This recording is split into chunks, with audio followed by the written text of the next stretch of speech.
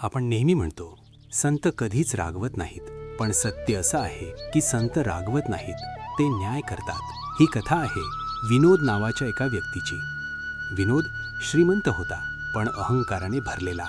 गावात मंदिर होतं आणि तिथे लोक श्रद्धेने बाळूमामांचं नाव घेत. विनोद मात्र हसायचा. तो म्हणायचा, हे सगळं अंधश्रद्धा आहे. एकदा गावी जत्रा होती. भक्तिमय वातावरण, गजर, अभंग. विनोदने सगळ्यांसमोर उपहास केला आणि संतांच्या नावावर वाईट शब्द वापरले. त्या रात्रीच त्याला ताप चढला.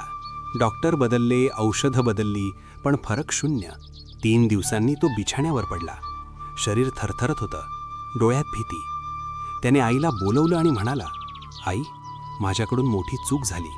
आईने रडतच त्याच्या कानात एकच शब्द म्हटला, जय बाळूमामा. त्या रात्री विनोदला स्वप्न पडलं. एक तेजस्वी व्यक्ती समोर उभी, आवाज गंभीर पण शांत. श्रद्धेचा अपमान अहंकारातून करू नकोस. विनोद घाबरून उठला आणि पहिल्यांदाच मनातून रडत म्हणाला, माफ करा मामा.